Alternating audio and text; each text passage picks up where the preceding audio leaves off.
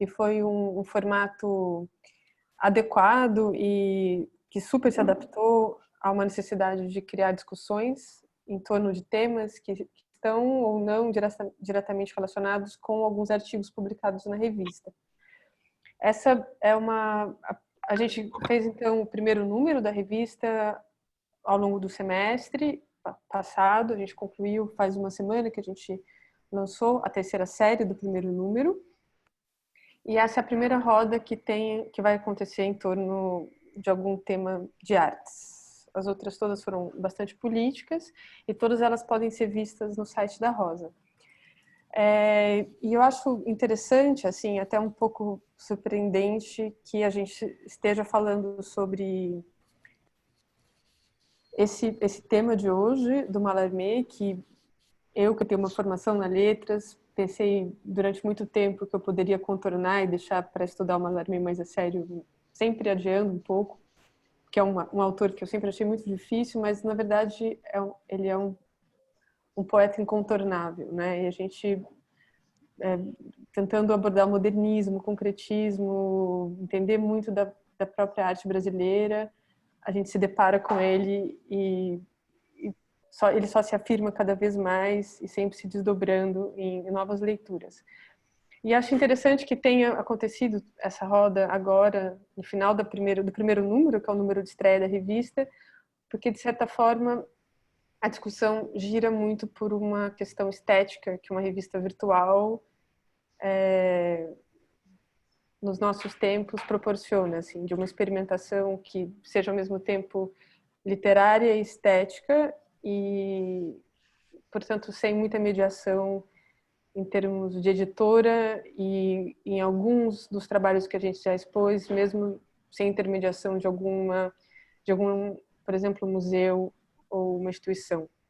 Então, é uma liberdade que a gente, enquanto revista, eu falo enquanto os editores também, a gente pretende explorar.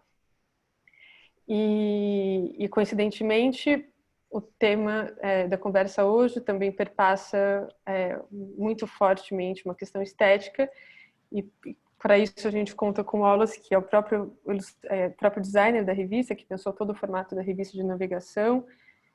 E a revista, eu explico um pouco, ela é uma revista semestral, com 3 entradas, 3 séries, e ela pretende ser o mais didática possível. Em breve, final de agosto, a gente lança o segundo número, e o primeiro número fica enquanto arquivo.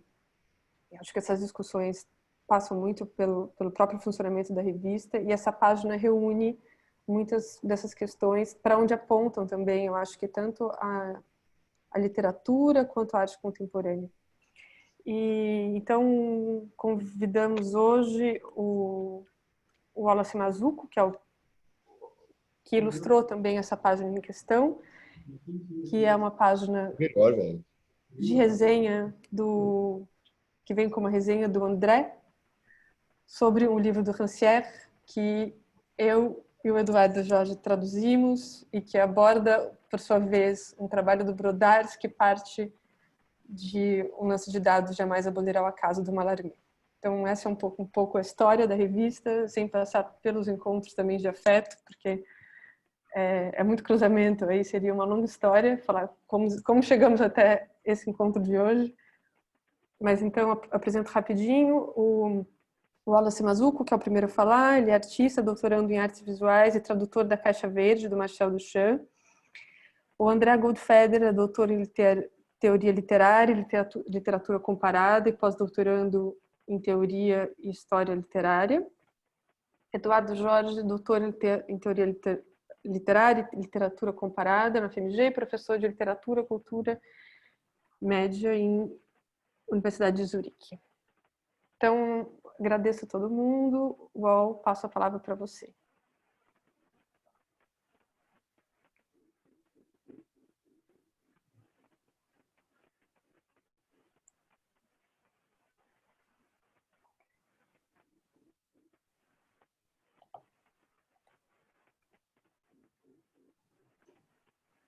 Eu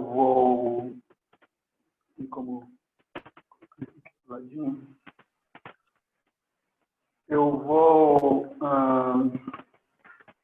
preparei muita coisa e provavelmente não vai dar tempo de muito, mas eu vou fazer como se eu estivesse lendo um livro e a gente vai lendo o livro até der o tempo de dizer que tem que fazer outra coisa. Essa é a capa. Isso é um conjunto dos desenhos, ilustrações que estão na revista.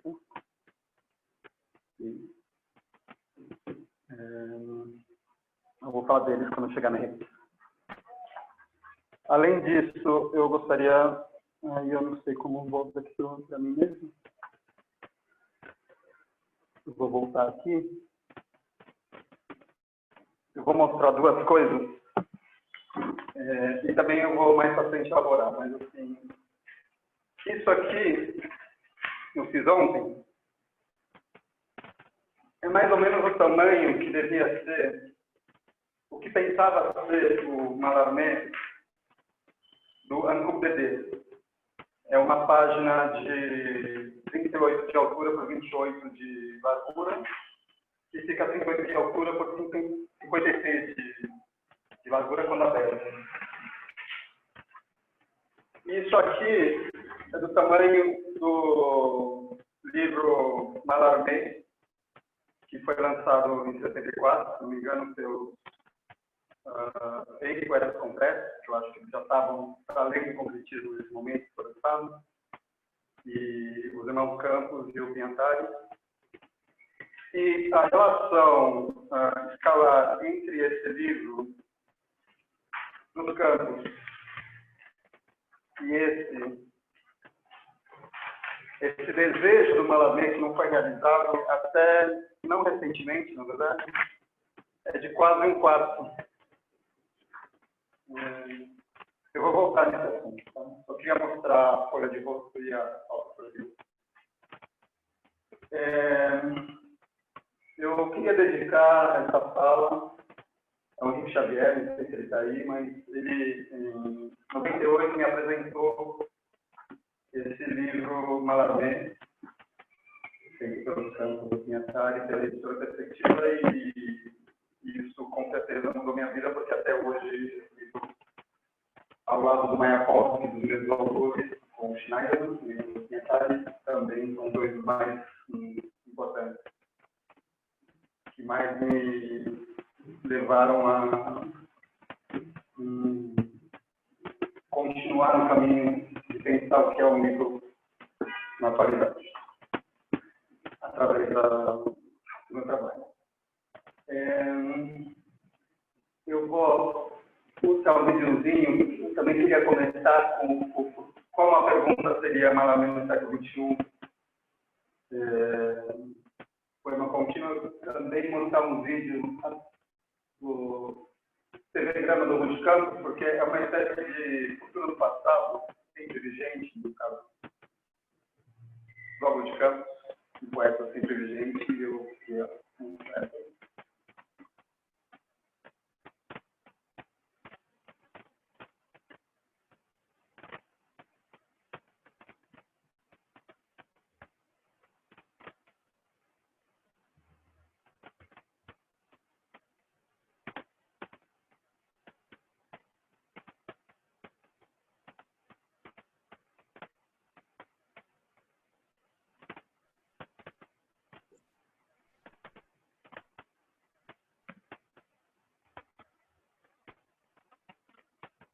Uau. Acho que a gente não está ouvindo. Não. Não? Não. Bom, o texto dizia a Karen Triste, o início do Luísa Marinha, e o final, tudo existe para acabar em serviço, enquanto seria esse vídeo da semana. Eu vou voltar. Agora foi o vídeo, né? Eu vou fazer a epígrafe agora, e ela, na verdade, ela vai falar mais do meu processo do que a gente está conversando, mas a epígrafe é um poema de 10 anos atrás, do Marcelo Zoff, que é também dele o lance da residência no alto que está na revista. Escanteio.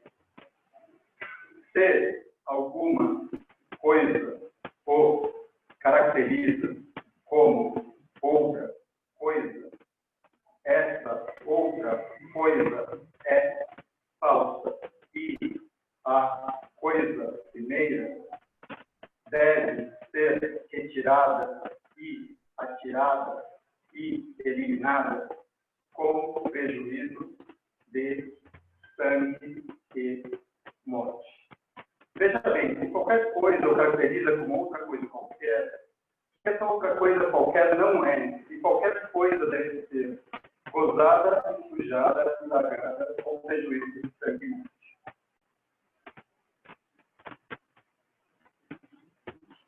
Agora a gente vai navegar um pouco na revista. Rapidamente, essa é a Rosa, como a Marcela disse, eu fiz o web design dessa revista com o programador que faz também a mesma página, o Caio Correia. Então, quando você entra na revista, essa capa que você desce, e cada vez que a gente entra na revista, muda a fonte. Tá? Está 3 vezes só. São 3 pontos diferentes que apareceram. Também isso acontece quando você vai fazer e quando você. Bom, a navegação vai transformando as páginas a partir dessas mudanças de exploração. Eu vou ir para o primeiro artigo que é do Russo, que seria uma ilustração, só para mostrar. Você está compartilhando a tela? De imagem, Está compartilhando a tela? Eu estou. Não? Não. Desculpa. Agora sim. Então, vamos de novo. Então, a gente está aqui na rosa. Cada vez que você entra, muda a forma, como eu disse, configurar. E também aqui do próprio logo. Então, eu vou descer do primeiro texto que seria uma ilustração, que você precisa turbo, que vai ter um funcionalismo, da primeira série. Foi uma ilustração do Carneiro. E o que acontece é assim, a revista é dividida mais ou menos em 2 partes, tem outras partes ao redor, mas a mancha de texto fica à esquerda, aqui, é um padrão até agora. E essa faixa ao lado é uma faixa em branco, que é um meio termo entre as margens da mancha e uma outra página. Ela não chega para uma outra página, mas está mais ou menos no tempo disso. Aqui é um negócio de ilustrações, uns olhos e outros caracteres. Aqui também. Então, quando você vê o texto da pintura do Rafael aqui, se você clica na pintura, ela maximiza e fica por cima do texto. Acho que eu percebi ontem que, na verdade, a pintura tem bastante a ver com o desenho do desenho. Então, tá. Vou sair daqui e vou, antes de chegar no nosso texto, o texto está ao lado da Luca. E aqui também, para ver uma das ilustrações que saíram agora, essa normal. E também, quando você, ela é bem grande aqui, ela está no vertical, mas se você clica, ela também aumenta e você pode resetar, ela vai esconder o texto. Aí o texto, tá? Quando você minimiza, ela volta. Também outra curiosidade é que aqui nesse desenho da mala tem essa constelação. Bom. Então, agora eu vou para o nosso texto. É o texto do André Goldfeder, que é como uma tela disse, um ensaio desenho, uma tela visual. Mas a organização, o valor da arte contemporânea ou da arte jamais como autor. O que acontece quando a gente entra no texto, muda a coisa. E foi a primeira questão que me veio. Um pouco pela ideia de inicial, que eu já vou falar qual foi, mas eu decidi que as cores mudariam para branco, preto e vermelho, e vão ter as cores no próximo número da revista. Uma cena do que a gente. Também mudaram para essas cores, especificamente já no próximo tinha pensado no próximo número, porque eram as cores da ilustração que eu pensava em fazer. A parte do momento que a Andrea fez, na tela fez. O convite. Eu pulei uma parte, eu pulei os agradecimentos. Eu queria agradecer a Marcela, porque ela é responsável por vários dos trabalhos que eu tenho feito no último tempo, por me convidar ou para fazer coisas digitais, no ar, recentemente, e agora, ou também por revisitar alguns autores de coisas e obras que me são muito caras, quando atrás, para falar de uma década que tive mais e agora, por uma das minhas vontades, onde vai, então, queria agradecer também essa convivência e esse convite que são sempre prazerosos. Voltando ao texto e à página, o que eu queria dizer também, eu nunca pensei o lance de dados como um poema somente. Também, mas ele sempre para mim foi um livro. Quando eu disse que há 20 e poucos anos atrás, quando o Malamé fazia 100 anos de sua morte, 100 anos da morte do Malamé, em 98, eu me deparei com esse livro azul. Quando a Marcela me convidou, eu pensei, eu quero pensar esse livro. Eu pensar o que é esse livro. E quero pensar o que é o campo CD. Mas, além do relance de dados do Haroldo Campos, eu pensava que era, obviamente, passando pelo texto do André e pelo texto do Rancière, traduzido pela Marcela do Então, a primeira imagem que veio, Marcelo me fazendo a proposta, me veio essa imagem. Isso é um dos que foi o convite agora. Isso é um dos manuscritos do banco de dados, manuscritos iniciais. E o que me interessava aí era essas linhas vermelhas e pretas, achando e criando uma espacialidade crônica do texto, mas também com uma expressividade própria. Essa foi a primeira imagem que me veio. Eu falei, bom, o que eu vou fazer tem a ver com isso. Antes de ler o texto do André, antes de começar a trabalhar. Então, aí também havia uma questão na produção que é o seguinte: o texto falando do CD Jamais na Bolívia e da imagem do Marco Buzar e também do CD de Malamé. Então, como ilustrar isso? Ou seja, tem na história da literatura muitas imagens para isso. Então, bom, eu vou ter que mostrar de uma forma que fez Buzar, que fez Malamé, que o que eu estou fazendo é outra coisa. E isso foi o que guiou também o fazer dessas ilustrações. Então, lido o texto do André, que eu vou comentar, fazer uma pergunta para o André. Bom, em texto eu vou tinha uma vantagem porque eu conheço como é a navegação da Linux, né? Como ela foi criada por mim e pelo Caio em conversações com pessoas, então isso é uma vantagem. Falei, bom, eu vou trabalhar a partir do livro um candidato que é o meu antecedente. O livro Malavamente é o meu antecedente. E isso me veio também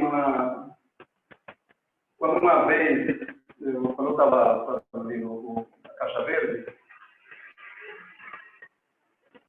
a ideia de traduzir, refazer a Caixa Verde com um desenho próximo ao manuscrito do Champion e do Chan, que era uma coisa que eu vi uma edição da Caixa Branca do Richard Hamilton, mas que era um livro.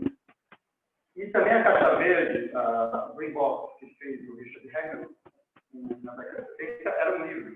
Isso me incomodou bastante, porque eu não queria um livro, eu queria uma caixa. Mas quando eu fui conversar com o meu orientador, ele falou, não, tem que entender que o Hamilton traduziu para o universo dele, o aspecto. Isso é absolutamente importante, porque eu acho que a gente vai traduzir para o nosso universo. Esse momento de tradução, que para mim é importante, é quando você traduz para o seu universo. Não tem um lugar de partida, um lugar de chegada correto, mas que. Aí eu vi, quando eu li o texto do André, que o nosso universo é um pouco diferente, porque ele vai fazer uma menção ao lance de dados na editora Ateliê, traduzido pelo Valério, e agora eu tenho aqui a edição digital, mas o lance de dados é o relance de dados do Valério. Então, a primeira coisa que eu pensei, bom, vou trabalhar a partir desse lugar, criando relações com a primeira ideia, que era os manuscritos autógrafos do próprio Malavista. Então, a ideia primeira foi, bom, preciso mostrar um pouco o que fez o Brossard, e eu vou refazer o que o Brossard fez. Então, assim como o Brossard vai fazer isso em cima, né? Essa aqui é uma das placas de alumínio, bom, um parênteses, não é não estou para explicar o que o Brossard fez rapidamente, ele está no texto, está no livro que é, mas o Brossard vai fazer uma exposição em 79, que ele vai chamar exposição literária em torno de onde ele vai fazer várias operações e três delas são gráficas, tem históricas e sonoras, mas no caso das três gráficas foi as três versões do CD de janeiro da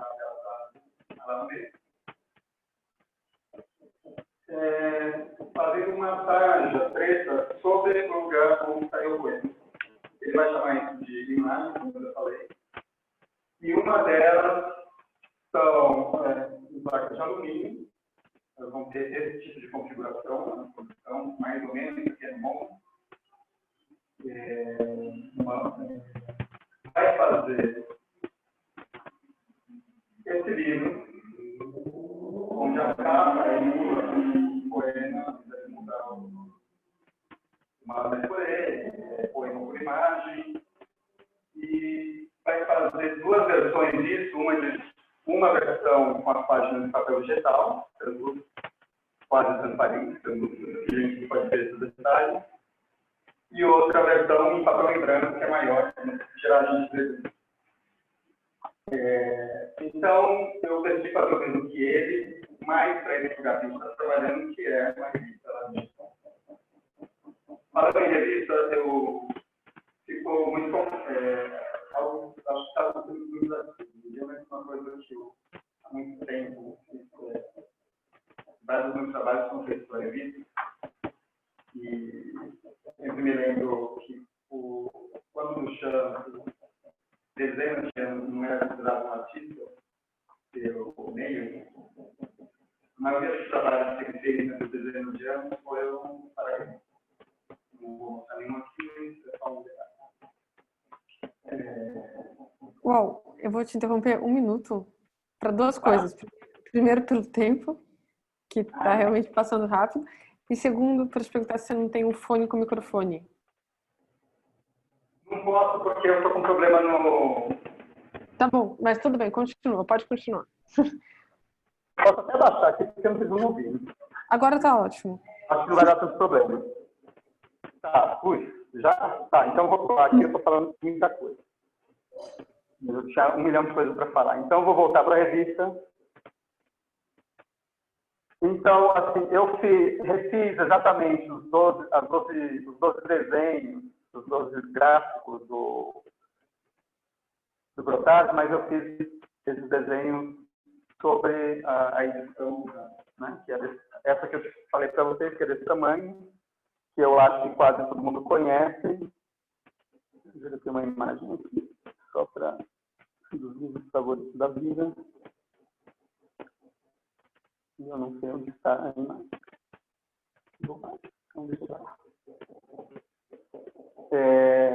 Mas esse livro azulzinho, que eu acho que a maioria conhece, né? Quando você maximiza, por um PNG, tem uma transparência, o que acontece é que essas páginas elas avançam, se lançam sobre os textos, criando relações para quem queira, mas também elas, de alguma forma, atravessam essa linha virtual da mancha do texto. Né? Uma coisa curiosa, aqui sempre vale o prefácio do Maladini. Tudo que eu estou falando é uma bobagem que interessa, as pessoas vão navegar na página. Mas, de qualquer forma, quando você avança aqui, cada vez que você lê esse texto, se você deixa de estar lendo muitas vezes, vai ter uma outra tipografia aqui, então essas páginas vão ir para outros lugares. Além disso, eu pedi no mesmo pensamento, eu pedi para o poeta mais próximo à minha vida, que é o Marcelo Rudolph, para ler uma parte do poema, porque o Grotard vai ler... Isso não vai ser ouvido por vocês. Mas isso é o Maradona, o Grotard lendo o desenho inteiro, e isso ficava na sala de exposição da exposição literária. Eu pedi para o... Estou acabando. Não estou acabando, mas... O Marcelo lê.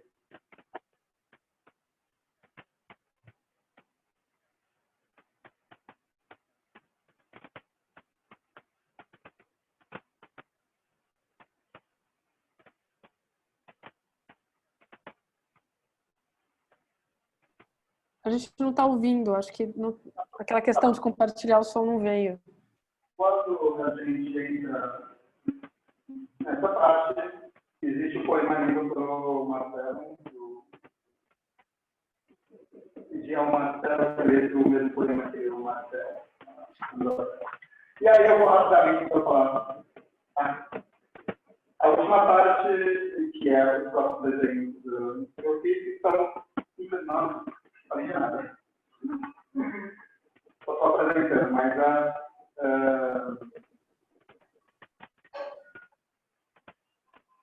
me dá 2 minutos que eu vou fazer. O que eu fiz foi buscar uma das provas de revisão, não vou ter de revisão, o desenho feito pelo apoio do próprio Maladini.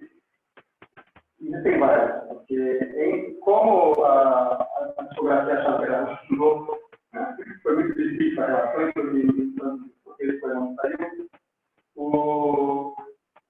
As provas iam e voltavam. Uma das provas que eu considero mais relevantes, que foi a parte de onde eu copiei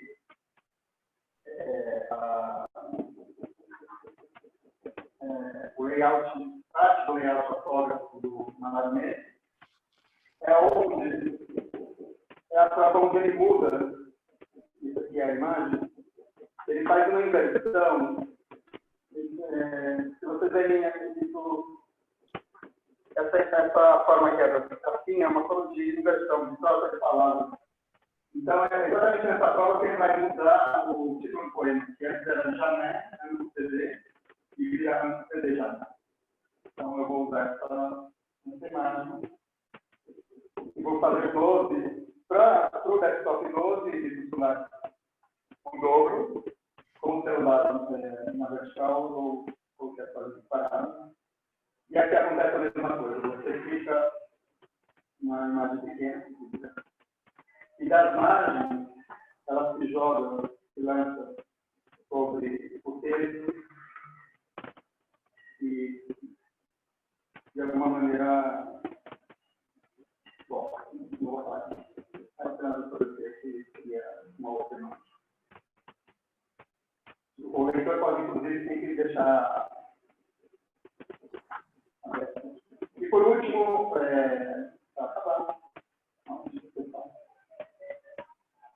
eu coloquei aqui na minha bibliografia, que está paralela à bibliografia do André, o manuscrito, o PDF manuscrito do André. Então, eu tenho aqui. E não é o que eu não são as provas de. Mas eu só queria dizer que quando divertido do Bruno Malameda, por exemplo, o CD aqui, ele vai tentar entrar com tipografia de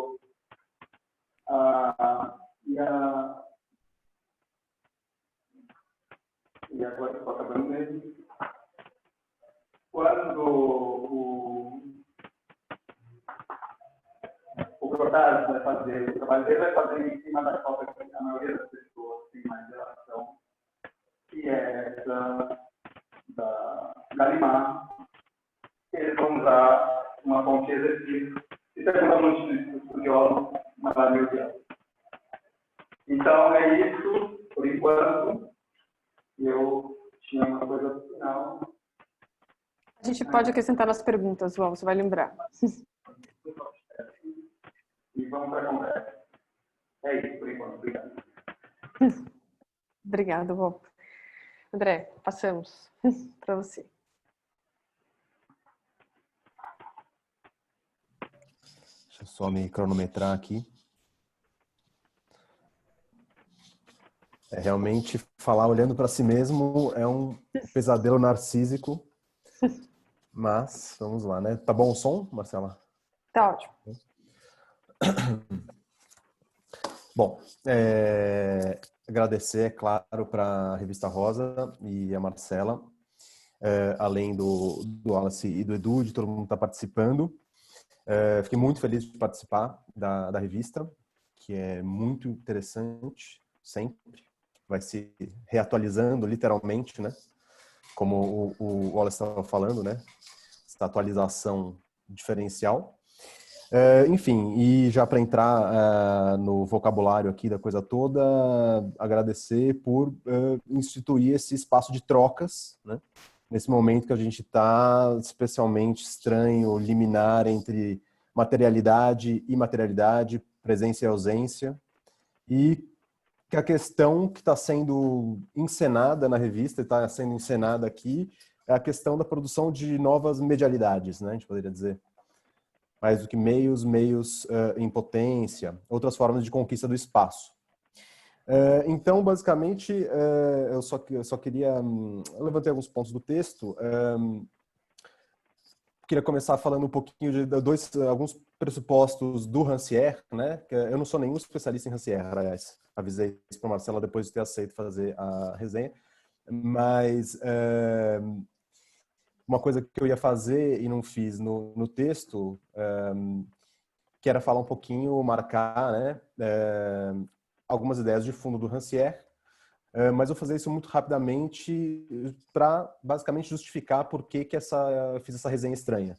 Por que eu fiz essa resenha que tenta encenar justamente essa ideia central do texto, que é do espaço de trocas, né? Que para falar no vocabulário mais perto do Eduardo também, talvez essa resenha seja uma espécie de quase mapa, um mapa para guiar certas encarnações e desencarnações por aí. Eu diria que a minha decisão de fazer essa resenha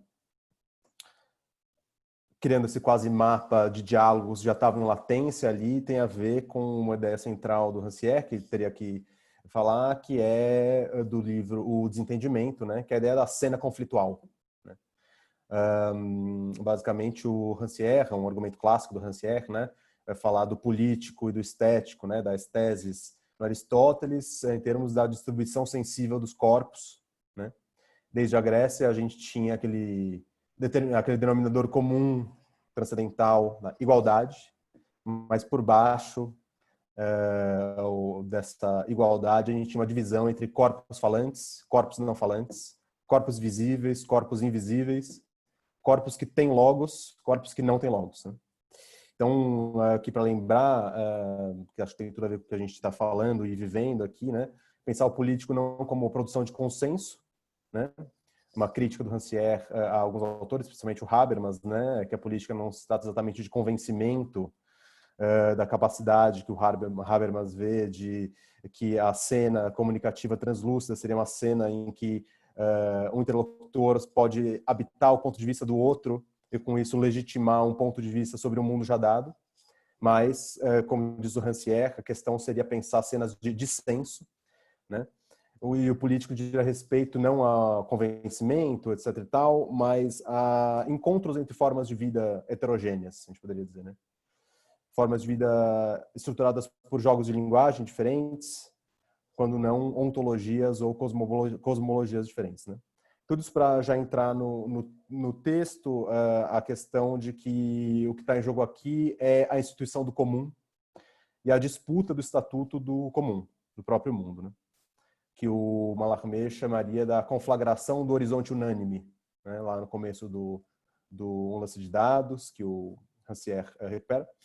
E uma citação rápida do Rancière, que ele fala que a lógica da discussão política não é nunca um simples diálogo, né? Citando, no âmago de toda argumentação, de todo litígio políticos, há uma querela primeira que incide sobre aquilo que é implicado pelo entendimento da linguagem. Político teria a ver com cenas de conflito em que o que está em disputa é o estatuto do próprio mundo, o estatuto do comum, não pontos de vista dados de antemão diferentes sobre o mundo dado de antemão. O segundo pressuposto do Rancière, que eu diria que tem tudo a ver com a conversa, está do Políticas da Escrita, né, a relação entre democracia e literatura. Quando ele vai tratar da literalidade de uma maneira muito interessante, ele fala da letra órfã, uma letra que circula pelo campo do sensível, abrindo possibilidades de encarnações múltiplas e não metafísico-teológicas, né? Citação do Rancière: literatura e democracia são dois modos de invenção de quase-corpos, ou de incorpóreos, cujo dispositivo fragiliza as encarnações e as identificações que ligam uma ordem do discurso a uma ordem das condições. Essa questão da encarnação vai ser muito importante para o Mallarmé, e para mim ela dispara muitas outras em diferentes tempos, mas justamente essa ideia de pensar a literatura moderna como uma circulação de uma letra que produz essas encarnações parciais, ao invés de produzir corpos definitivos ligados à identificação de pressupostos unívocos, né? Acho tudo isso muito central, por isso que eu quis fazer essa, e acho que essa roda está fazendo também, novamente, colocar em ato, como o Wallace colocou em ato, justamente a possibilidade desse espaço de trocas pensado para além dos termos do próprio Rancière. Essa eram os pressupostos que eu ia colocar na resenha, acabaram não entrando, mas acho que tem a ver. Isso para entrar ali naquele terceiro Mallarmé, né, que eu comento no texto, uma formulação do Álvaro Faleiros, né, um dos tradutores do Lance, falando desse Mallarmé que foi, no final do século XX, uma terceira fase da recepção do Mallarmé, que não nos foca tanto na aventura espiritual, né, na famosa crise do Igitur, que tem muito a ver com Blanchot, nem no topos da Torre de Marfim, uma solitude solipsista, vamos dizer assim, né? Nenhum dos dois, mas colocar o Mallarmé, nas palavras do Marx Scar, como tendo como problema central a instituição do comum, né? Instituir o comum. Ou como diz o Rancière, o problema do Mallarmé sendo a configuração sensível de uma comunidade a qual falta a sua ideia. Como a questão instituir o comum, eu acho que seria importante eu falar rapidamente das ideias centrais do texto. Não espero que todos tenham tido tempo para ler, etc. e tal, nem concentração de quarentena para tanto, mas basicamente o texto, acho que já ficou claro, né? O trabalho do Brodard de 69 retoma o lance de dados. Lance de dados, para quem não está acompanhando na cabeça, tal, trabalha muito com, entre algumas coisas que eu chamei ali de um batimento ontológico, né? O poema começa com jamais, isso é a tradução do Álvaro Faleiros. Jamais, ainda que lançado em circunstâncias eternas, do fundo de um naufrágio, né? E essa frase, esses sintagmas vão sendo abertos como numa explosão em slow motion, né? Eu tô falando no começo, eu penso um pouco a explosão da cena final do Zabriskie Point, do Antonioni, que é uma cena final em que tem uma explosão e essa explosão ela vai sendo radiografada, escandida durante cenas sucessivas de todos os ângulos possíveis e impossíveis dessa explosão, né? O Mallarmé fica nesses sintagmas que inclusive nas caixas altas virou o título de um texto de um trabalho do Brodard, mas tudo acontece nesse espaço entre potência e ato, entre pensamento e materialização do pensamento, nas lacunas, nos tempos mortos-vivos, vamos dizer, do próprio ato de escrita, né? Ele começa com o jamais, ainda que lançado em circunstâncias eternas, uma série de frases nominais, e acaba em antes de se deter, em algum ponto derradeiro que o sagre. Ou seja, o Ancudedê tem uma dimensão muito forte, depois a gente poderia até lembrar, acho que isso está no Wallace, por exemplo, mas muitos artistas contemporâneos, uma hesitação uma dinâmica entre inscrição e apagamento, né? Tudo é como se tudo acontecesse nessa expansão, nessa espécie de nebulosa de que resta uma constelação que está acontecendo e não acontecendo, né? Se inscrevendo e se apagando. O Rancière vai pensar nisso, mostrando como basicamente essa comunhão, essa comunidade entre formas, signos e atos, né, no Ancudedê, porque isso vai dar na rivalidade com o fólio do céu, né? A ideia, mesmo que a questão do universal esteja deslocada no Mallarmé.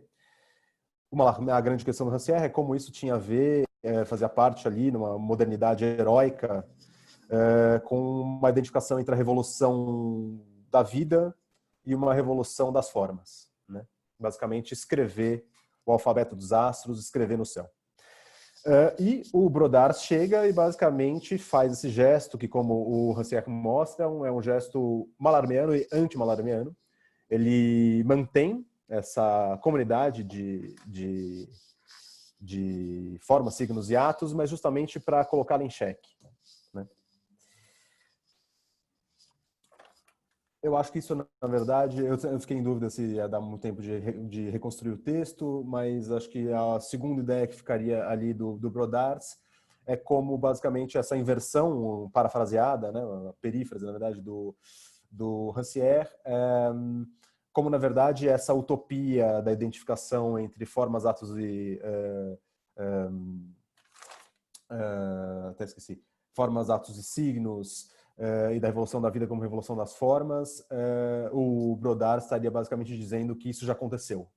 Isso aconteceu depois do Mallarmé, e isso se chama fetichismo da mercadoria, né? Quando a circulação sígnica se torna a circulação das próprias coisas. E acho que isso vai aparecer de diferentes maneiras ao longo do debate. A gente pode conversar mais, esclarecer os pontos do texto. E daí eu passaria para uma replicação, um relançamento do meu próprio gesto, que é de criar esse mapa, esse espaço de trocas. Lembrar de algumas coisas, mas basicamente em torno dessa questão, que eu acho que é uma questão colocada em ato pela própria revista, a Revista Rosa. Não posso deixar de pensar na área, né? Quando, um certo trocadilho, mas enfim, quando o Valéry fala, lido em português com o Eduardo escrevendo um artigo dele sobre Brodars, né? A área falava, não pude deixar de trazer a área imediatamente, né? Que basicamente acho que está em jogo aqui talvez seja a questão de inventar meios, né? Instituir meios artísticos tem a ver com instituir comum. Né? Acho que desde o Mallarmé, né? Essa ideia do Mallarmé como fundador da arte contemporânea é muito forte. A gente está pensando nisso, instituir comum, instituir medialidades. Né? Acho que a questão, talvez, da revista e da área tal é que a questão não é o mais forte não seria disputar quais conteúdos, as pautas, as agendas, mas discutir os meios, né? Inventar meios de fazer a conversa. Eu acho que isso é uma potência muito forte do que está acontecendo aqui. Sempre pensando nessa relação entre as artes, que é uma relação entre as artes que no Mallarmé, pelo Rancière, se revela radicalmente anti-wagneriana. Né? A questão é articular as artes. Mas articular as artes não sob a égide de uma atualização de mitos essenciais, teológicos, metafísicos, mas de mitos que poderiam se atualizar que nem as fontes da Revista Rosa. Né? E com isso, só já um pouco colocando a gente, na verdade eu vi aqui, eu tenho 1 minuto, mas já colocando a gente aqui, nos autoconvidando para o debate, como acho que esse ensaio do Rancière ele é muito curto e muito potente. Assim, eu acho que ele amarra uma quantidade de questões impressionante. Do que engraçado como o tempo passa, né? Eu ia comentar um pouquinho do desenho do Wallace, das intervenções do Wallace, que eu acabei nem falando com ele, mas que para mim ficou uma espécie de diálogo tradutório e contrapontístico com o texto e com os textos, né? Que tem tudo a ver com a tradução dele da Caixa Verde, interessantíssima, né? Aqui apareceriam várias coisas. Eu fiquei pensando, uma leitura aleatória sobre a Sinfonia do Bério, me veio, acho que é uma formulação do Silvio Ferraz, acho que eu diria que o Wallace atua no nível heterogêneo dos microacontecimentos. Né? Essas quase linguagens parciais que se formam no texto, e que me lembrou pela questão sinfônica, porque a revista, você está lendo o texto, você olha para cá, de repente isso pode se sobrepor, uma maneira muito interessante. Com o Wallace, já a questão nos comentários dele da Caixa Verde, como as notas da Caixa Verde lubrificam as engrenagens do grande vidro. Né? O Mallarmé não está tão distante do Duchamp nesse aspecto de ser um autor em que a obra ecoa, às vezes até em segundo plano, com relação a um campo de agenciamento. Né? As divagações, como o Ciscar fala, são parte do mesmo movimento de escrita do OCDD. A Helena Flipovic, que eu acabei de pegar esse livro para ler, né, tem um livro sobre o Duchamp que chama As Atividades Aparentemente Marginais de Duchamp. Um livro de 500 páginas sobre tudo que o Duchamp fez que não são as obras, mas que são as obras, é claro. Né? A questão do atraso, da refração, do desvio, das alterações de estado que o Wallace coloca ali na tradução são sensacionais. Acho que isso podia vir à tona. O Eduardo também, encontrei ele por toda parte. O Eduardo tem um texto sobre Brodars interessantíssimo, que eu recomendo muito, o Vender Alguma Coisa, Tentar Alguma Coisa na Vida. Inclusive que é difícil encontrar coisa de Brodars no Brasil. Né?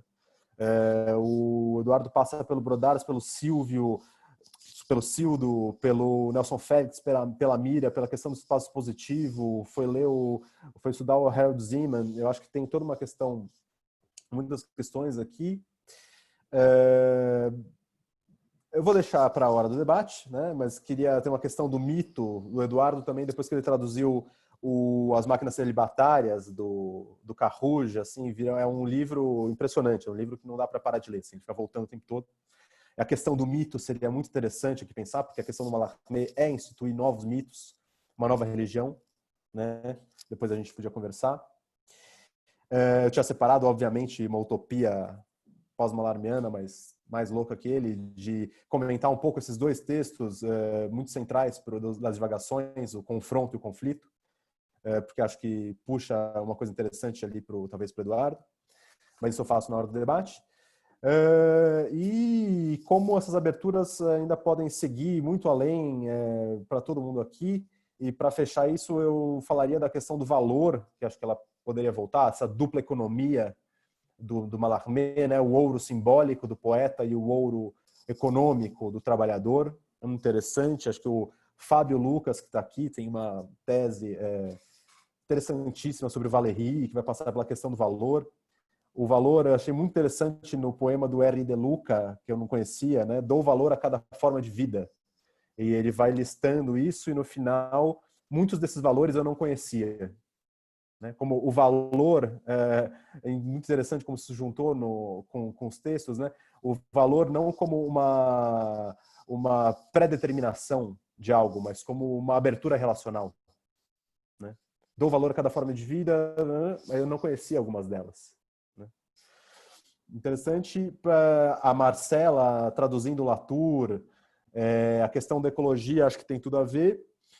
Para fechar justamente com essa questão, como eu termino o texto, que acho que é o gesto do Brodars, de como a gente está aqui numa página que é reversível e atualizável, né, a página da Revista Rosa, e ao mesmo tempo que o Brodars faz a lembrar que essa reversibilidade da linguagem enquanto meio dos meios, né, ela, a partir de um certo ponto histórico, a gente tem que lembrar que ela é atravessada pela irreversibilidade, né?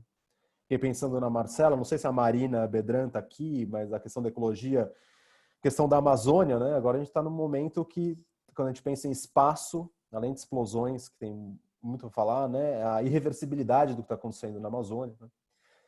Esse lugar é muito interessante e que acho que está no texto da Rita Seierlo, genial, queria talvez que a Marcela comentasse esse texto, tudo a ver, impressionante.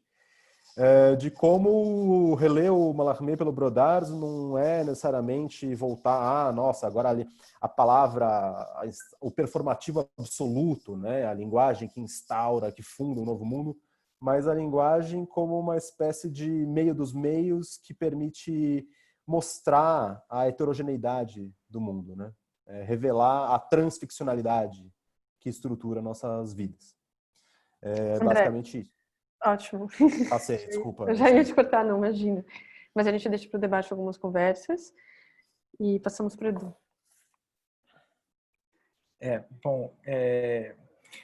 Vou controlar o tempo aqui também. Vou basicamente apresentar algumas notas e, em primeiro lugar, quero agradecer a Marcela, a toda a equipe da Revista Rosa, ao Wallace, ao André.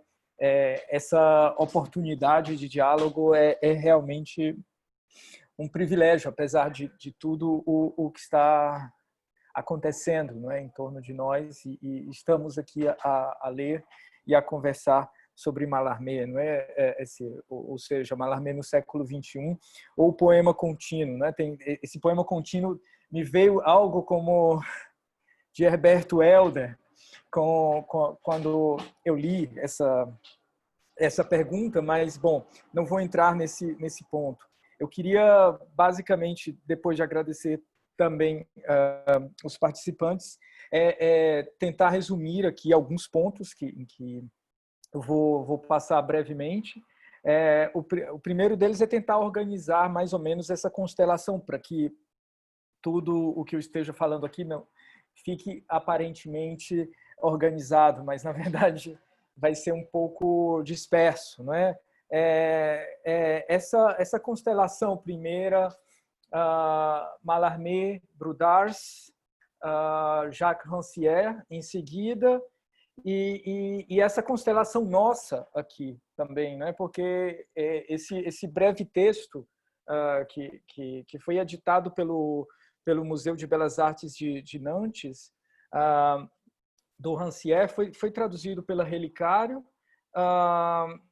foi editado pela Relicário, desculpe-me, e traduzido pela Marcela e por mim, como foi dito, e eu envio o link para vocês. Eu ainda não tive a ocasião de ver o livro, mas deixo o link aí para quem tiver interessado em adquirir o livro. Eu acho que é um ensaio curto, como o André falou, e tem uma densidade no que o Rancière está propondo em termos de leitura do Mallarmé e a leitura do Brudars.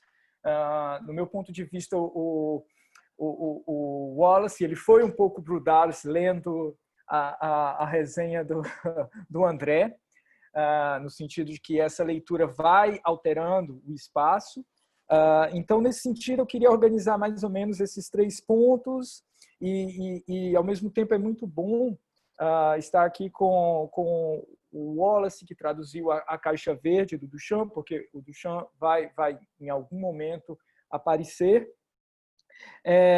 e tentar situar alguma coisa do Mallarmé nesta conversa, não é? E esses desdobramentos, porque eu queria pelo menos tentar situar 2 desdobramentos possíveis. Um deles é a problemática que não está no livro do Rancière, mas que o Marcel Brudars ele realmente consegue fazer, é criar esse termo exposição literária, né? Exposições literárias. Mas que exposições são essas? Não é?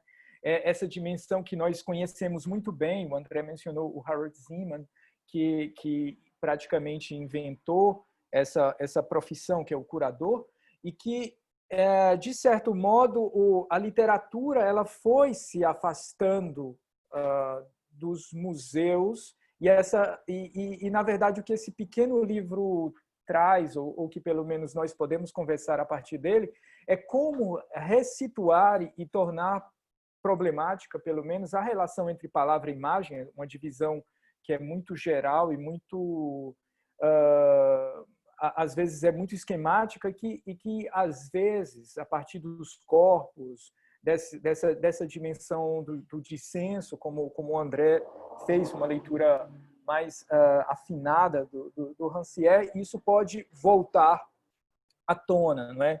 Então, esse é o primeiro ponto. O segundo, que também é de uma ordem de questão prática, é como a crítica se situa. Eu passei... a Marcela comentou que passou horas, eu também passei um bom tempo diante dessa página. Então, porque a página que tem em que foi publicado o texto do André, que foi mostrado, tem essa dimensão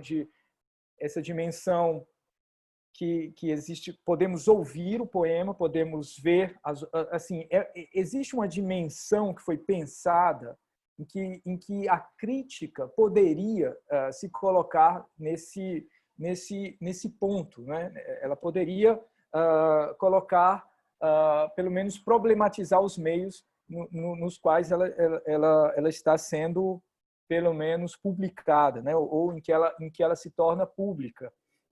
E aí, nesse sentido, eu selecionei 2 trechos de uma entrevista do Mallarmé, que foi dada no dia 12 de março de 1891. E aí eu vou mostrando um pouco não sei se fica visível, mas é dessas entrevistas, em que são 2 trechos curtos, assim, que eu vou ler. É que o primeiro é: o volume da poesia futura será aquele através do qual vai correr o grande verso inicial, como uma infinidade de motivos emprestados da escuta individual. Ora, se não é a ressonância do que nós acabamos de ouvir aqui, com esses micros eventos, essa dimensão que foi captada pelo Duchamp como o Inframinds, né? Como aquilo que essa dimensão do imperceptível, essa escuta individual que o Mallarmé imaginou, né, em algum momento.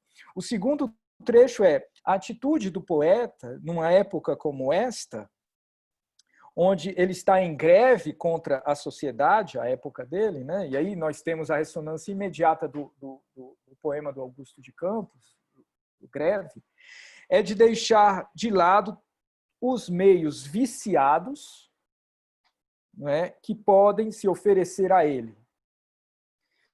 Tudo o que pode ser proposto é inferior à sua concepção ou à sua concepção ou ao seu trabalho secreto. Então, apenas esses dois trechos de uma entrevista de 1891. E como isso, para nós, né, assim, para resumir, essa escuta individual e essa recusa dos meios viciados, ou pelo menos hesitar, não é, diante dos meios viciados. E aí eu deixo isso em aberto, que meios viciados são esses, né, para o debate. Bom, então, enfim, continuando essa circulação, existe uma dimensão, o Mallarmé, ele fala, eu queria também, o Wallace mostrou como ele gostaria, não é, de colocar, de ter organizado a própria... Essa é uma edição da Gallimard em que existe a escolha da fonte, enfim, como ele gostaria de ter publicado o livro, né, o poema. Ele fala no prefácio coisas interessantíssimas, assim, que ele machadianamente recomenda que o prefácio nem precisa ser lido, né? Ou seja, mas se formos ler em detalhes assim no prefácio, eu comecei a anotar algumas coisas que ele fala que ele não transgride a medida, ele apenas dispersa a medida. E aí ele fala, ao mesmo tempo ele vai desenvolver isso, que ele não... ele vai colocar ar, né? A imagem que o André mencionou, a dimensão da área, da explosão, e o que o Mallarmé ele vai na concepção dele, no lance de dados, ele vai colocar ar no poema. E esse ar vai dar visibilidade à página. Então, existe uma ubiquidade, para usar uma palavra que é muito cara ao Paul Valéry, que realmente seguiu o Mallarmé, sonhou ser Mallarmé, mas felizmente não foi, porque nós temos o Paul Valéry. Mas ele vai dar essa ubiquidade, colocando ar, né, e fazendo com que essas palavras se espalhem pela página, mas de uma maneira muito controlada, porque ele vai controlar esse processo, né? Uma distância mental. Ele diz que ele coloca uma distância mental. Tudo isso que eu estou falando está nas 2 páginas do prefácio do poema, né? E ele fala ainda um detalhe: nada, ou quase uma arte, né? E aí, claro, lembrei imediatamente deste livro da Paula Glenadel, editado pela Kozak Naif, cujo título é Quase uma Arte, e a epígrafe vem daí, não é? Assim, a epígrafe, mostrando rapidamente, é realmente desse prefácio do lance de dados. Então, são esses desdobramentos que vão acontecendo nessa escuta individual do Mallarmé, que o Marcel Brudars ele vai tornar isso, digamos, tornar isso plástico. E aí o argumento do Rancière é que ele faz isso contra o próprio Mallarmé, né? O André desenvolveu esse ponto e nós podemos conversar numa sequência. Eu só queria... achei muito interessante também o fato do André ter mencionado essa dimensão da religião, porque também tem o professor que estabeleceu a Pleiade, que organizou a Pleiade do Mallarmé, que é o Bertrand Marchal, ele tem um livro importante chamado A Religião do Mallarmé. Não é? É um livro com o qual Rancière tem um diálogo ali velado, mas ele tem esse livro, de certo modo, como referência.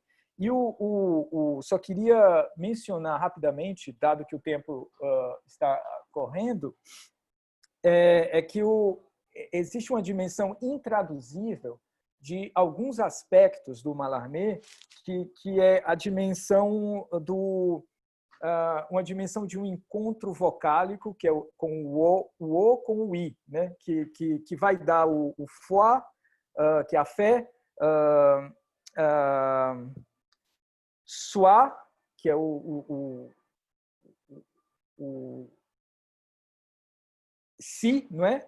O hino, toi, o roi, ou seja, tem toda uma dimensão apenas com essas duas vogais, em que tem uma constelação aí que se coloca, que o Mallarmé vai traduzir de uma maneira sistemática, e o Bertrand Marchal que vai sistematizar isso, é organizado da seguinte forma, que é o teológico, né, que é o foi, a ideia, que é o loi, que é a lei, o místico, soi, o si, o hino, toi, que é alguém, né, um hino, e o roi, que é o herói.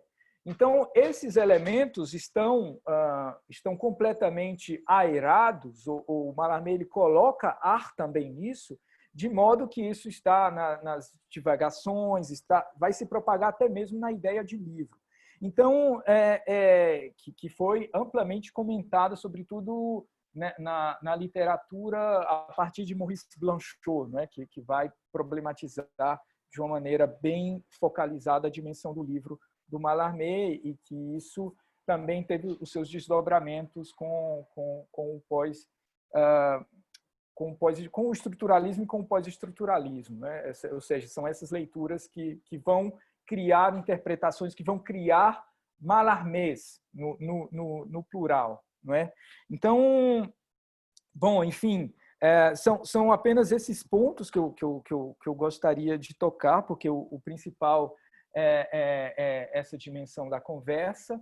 E finalmente, também um outro livro assim que gostaria muito de comentar, mas isso também fica para um outro, não sei se a luz fica... É um outro que foi traduzido que eu traduzi com o Marcelo Jacques de Moraes, que é um livro do filósofo Philippe Lacoue-Labarthe, que escreveu a recepção do Wagner na obra de Baudelaire, Mallarmé, Adorno e Heidegger. O capítulo sobre Mallarmé é algo muito interessante, porque é um processo que vai se repetindo. O que o Brudars fez com o Mallarmé, eu acho que o Mallarmé fez com o Wagner. Então, é essa dimensão de uma crítica que vai sendo desenvolvida, e essa sensibilidade que esses textos, e uma conversa como essa, por exemplo, proporcionam, não é? Então, eu fico por aqui, e eu acho que o principal é seguirmos conversando, né? Mais uma vez, obrigado. Bom, Edu, obrigada. Agora a gente abre para uma rodada de perguntas. Quem quiser se manifestar pode levantar a mão. Acho que tem um recurso aqui, se a gente apertar nos participantes. Ou pode escrever uma mensagem para mim no chat, fazendo pergunta para que eu leia, ou a gente passa a palavra e a pessoa pode fazer por si mesma. Mas eu não poderia deixar de comentar, assim, porque eu fiquei lembrando aqui da história desse livro, porque é a história de tanta coisa também, né? Eu conheci o livro quando eu estava estudando, estava fazendo um mestrado sobre o Nuno Ramos, que também une o Edu e o André, de certa forma, e estava lendo o livro quando o Edu me escreveu, isso em 2010, e foi quando eu conheci o livro por causa do Nuno, e depois, em um momento, 3 anos depois, 2013, eu estava escrevendo minha biografia do Nuno para a Pinacoteca e precisei dos desenhos do Nuno. E isso é muito simbólico, André, porque os desenhos estavam com o André e o Nuno me recomendou falar com ele, e o André foi até minha casa de carro levando uma mala de desenhos, que isso em 2013, e agora, anos depois, eu acho que muita coisa mudou inclusive para a própria produção do Nuno, assim, né? Essa questão da internet, de fato, mudou a produção, não que isso já não tivesse acontecendo há muito tempo, mas é outra internet também, né? O que propicia que a gente converse sobre um desenho a partir de uma página na internet e retomando o Mallarmé, retomando muito do Champiano também, eu acho, o desenho do UOL, e o UOL, por estar dentro da revista, por estar tão próximo também em tantas conversas, em tantos projetos, e muito familiarizado com todos esses artistas e autores, eu acho que entendeu uma coisa também, assim, mesmo pensando antes, muito antes dessa página, concebendo o design da revista, a questão da fonte. Então, essa questão que a fonte se renova a cada vez, também é uma questão mallarmériana, se a gente pensar nesse sentido. É quase uma previsão, mas que já estava em conversa, né? E assim, enquanto não temos nenhuma pergunta, eu acho que também vocês podem comentar, quem quiser, comentário um de outro, mas eu faço uma pergunta para o André, porque também notado pelo UOL, estava faltando o Haroldo de Campos na conversa. E eu gostaria de te perguntar por que a tua opção pela tradução do Álvaro e se isso é possível.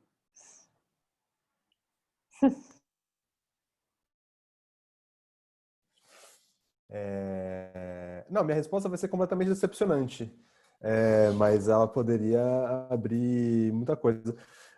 Não, basicamente, a tradução do Álvaro, ela de certa forma contém a tradução do Haroldo, né? O Álvaro parte do Haroldo. É uma espécie de atualização, não seria a melhor palavra. Ele dialoga profundamente com o Haroldo, e eu, de fato, eu não abordei a tradução, na verdade, né? Isso é uma das camadas que você tem que deixar lá latentes. Não foi nenhuma falta de reverência. Também todos nós fomos educados com a edição da perspectiva, né? Até os jovenzinhos, como eu. A gente poderia continuar por essa senda, mas realmente não. Mas de qualquer forma, todos foram parar ali depois, né? O Álvaro também tem a questão, a tradução dele, de que o Ciscar faz um texto importante do Poesia e Crise, né, que é o livro dele de 2010, que é um comentário à tradução do Álvaro, comentando justamente essa questão. Claro, existe um outro aspecto que agora não é uma escolha minha, é uma escolha de outros que eu estou endossando e relançando. No quadro desse terceiro Mallarmé, o Ciscar vai defender, por exemplo, que esse novo Mallarmé é possível num horizonte pós-vanguardista, né? Quando a questão só para falar desse texto do Álvaro, que o Ciscar tá perto também, o Álvaro está falando do Mallarmé, primeira versão histórica do Mallarmé é o Mallarmé como um sinônimo da modernidade poética, espécie de absoluto da literatura. Daí tem o Mallarmé da primeira recepção clássica francesa, que é o Mallarmé lido ali no contexto do simbolismo. E ele vai passar lá para o final dos anos 90. De fato, também não conheço tanto esse debate historiográfico, mas de fato o ponto central que esses autores indicam, e isso a religião de Mallarmé, do Bertrand Marchal, também deixa isso muito claro, é começar a trazer as divagações, né? Que é esse corpus de textos em prosa gigantesco do Mallarmé e tal. O Mallarmé, como a gente sabe, por exemplo, até certo ponto, né, no modernismo paulista, vamos ficar só, né, uma metonímia, estava naquele momento de uma recepção polarizada do Mallarmé, né? O Mallarmé era ame-o ou deixe-o, para usar uma expressão trágica, desculpa até por isso. E o Ciscar coloca um pouco essa questão de pensar que está na linha do que o Ciscar vai pensando como um horizonte contemporâneo. Ele está tentando pensar o nosso contemporâneo, que eu tive que colocar sempre com aspas, que é um contemporâneo que está para além também de uma certa polarização do debate da poesia do Brasil, que era o debate que o Ciscar coloca como experiência versus experimentação, né? Poesia concreta versus poesia marginal, tal. Então, acho que o sentido ali de um pouco da atualização da atualização da atualização desse Mallarmé, da tradução do Álvaro, tem a ver com esse horizonte pós-vanguarda no debate, né? Eu não passei tanto por essa questão. Tá bom, obrigada, André. Acho que o Al quer fazer um comentário. Desculpa, gente, eu tinha 1 milhão de coisas para falar e não falei de nada, mas eu vou falar só para complementar a minha fala de uma coisa que eu acho muito importante e vou fazer uma pergunta para o Eduardo que tem a ver com ela.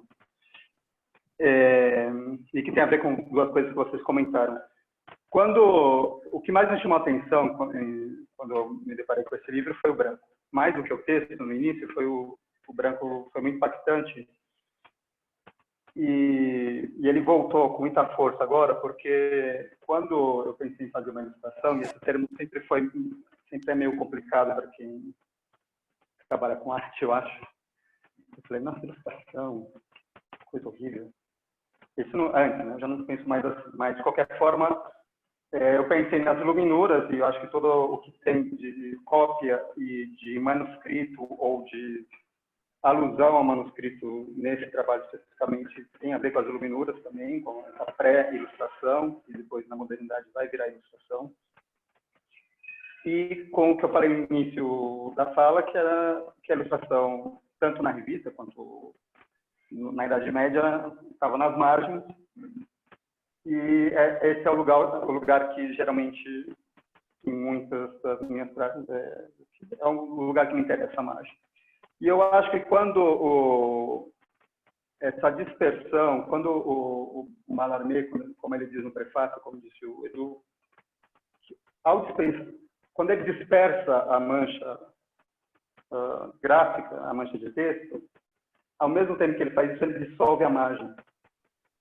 E ele vai fazer isso no final do século XIX, e eu acho isso absolutamente importante pensar o que seria isso politicamente, quando você dispersa a mancha central, onde está toda a atenção, você também dissolve a margem e cria um outro espaço, uma outra estrutura de pensamento. Assim. Então, algo que me interessava nesse momento é essa margem que poderia ter a potência para interferir na mancha, porque, claro, na revista a mancha é muito clara. Eu já faço a pergunta.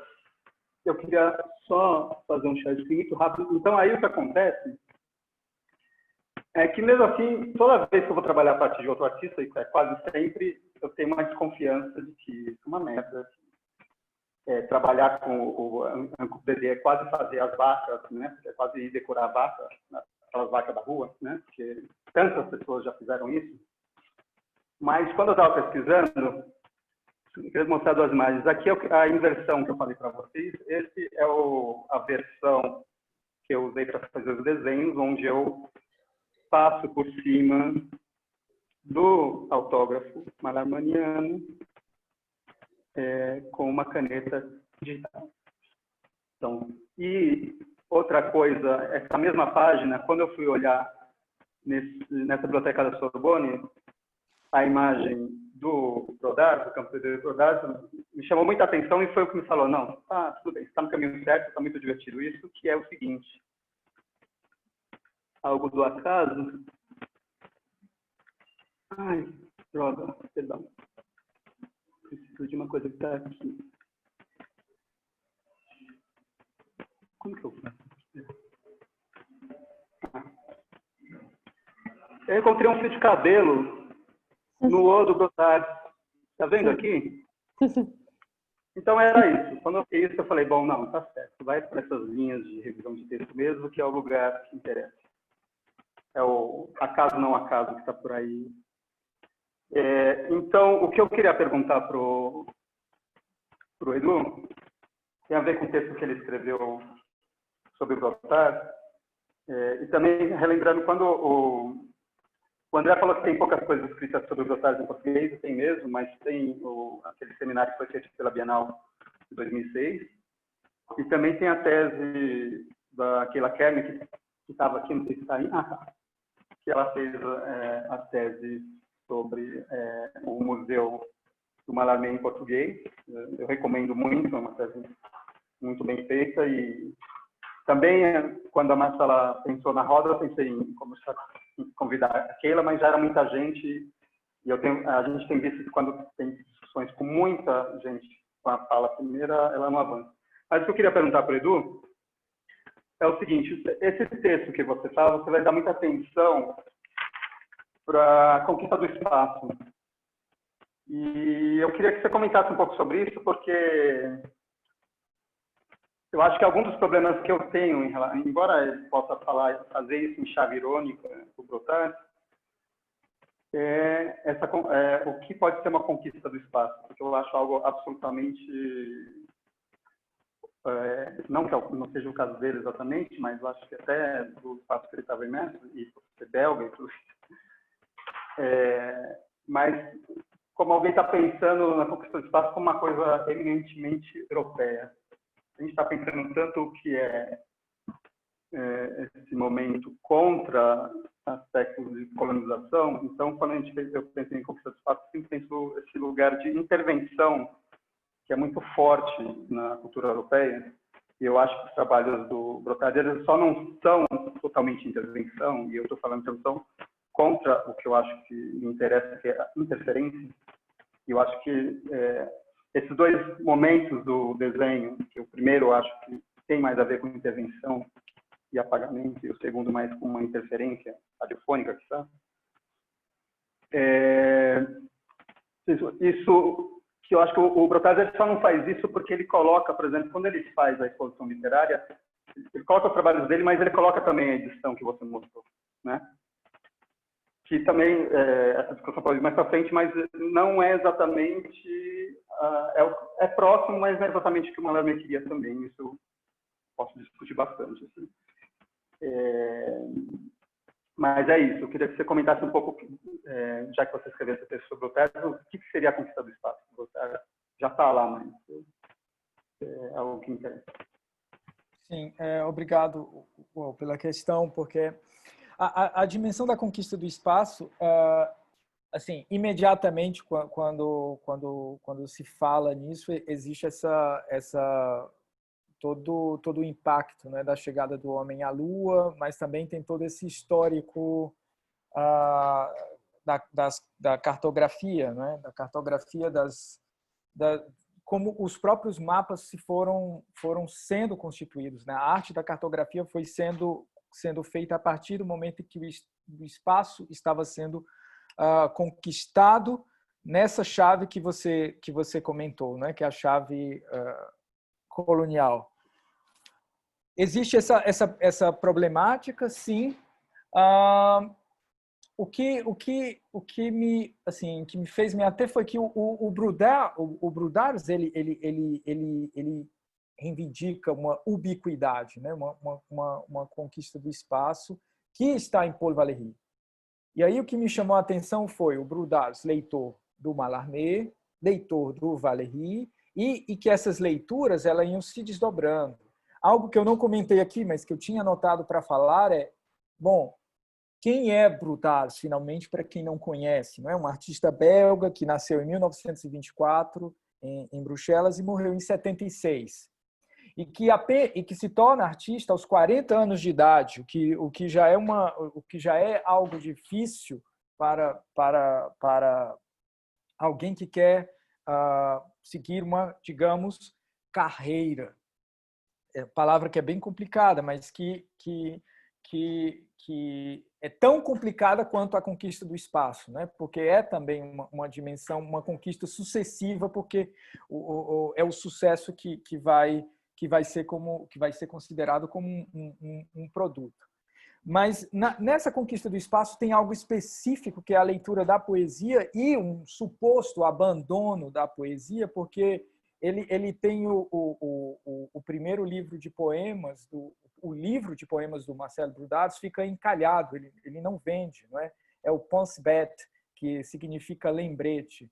E aí, a partir do momento em que ele decide, ele quer, não é? Esse foi o título que eu utilizei para fazer essa leitura, vender alguma coisa para dar certo na vida, o passo que ele vai fazer ao ir para o museu, e é uma constatação, porque todos os amigos dele, companheiros que eram artistas plásticos, estavam realmente conseguindo vender trabalho, expor, etc., é colocar o livro, não é, como transformar um livro de poemas que não foi vendido em escultura, não é? Existe algo aí dessa conquista do espaço, pelo menos em um tempo, né? Porque se formos nessas exposições literárias, existe ele usa o termo ubiquidade em algum momento, se não me engano, para falar do Valéry, mas não estou 100% certo. Mas ele fala, não é? E essa exposição do Mallarmé, o que ele faz com o poema, um lance de dados, é algo que vai se transformando, porque eu tinha umas imagens para mostrar desse catálogo do Brudars, né, que foi uma grande a perspectiva, uma grande retrospectiva dele, em que existe aqui essa exposição literária em torno do Mallarmé, não é? Que aqui é o convite da exposição, existe essa ascese do espaço branco, que também seria algo nesse sentido dessa ubiquidade. E essa imagem, eu vou passar essas imagens que você já mostrou, para pelo menos mostrar uma outra que é essa leitura, que é muito mais desorganizada do Mallarmé, em que ele vai praticamente retomar o Mallarmé. É uma interpretação plástica dele do Mallarmé, quando o Mallarmé fala que a prosa ela é alfabeto. Enquanto que existe, claro, na prosa, aqueles momentos de poesia, mas o Mallarmé ele vai definir, se não me engano, nas divagações, que a prosa ele é alfabeto. Então, o Brudars ele vai recompor, vai lidar com os alfabetos, e existe uma nova maneira de lidar com os alfabetos, ou com as letras, né, no espaço. Né? Não sei se eu respondo a questão, mas pelo menos lanço algumas outras. Obrigada. Tem o Nicolás que quer fazer uma pergunta. Nicolás, acho que é só você abrir o microfone e eu tento te localizar aqui. Oi, estão me ouvindo? Sim. Na verdade, é só uma pergunta que eu escrevi aqui no chat, mas que, inclusive, eu direcionei para o Eduardo, mas vai para todos os participantes a pergunta, aí eu só vou ler rapidinho.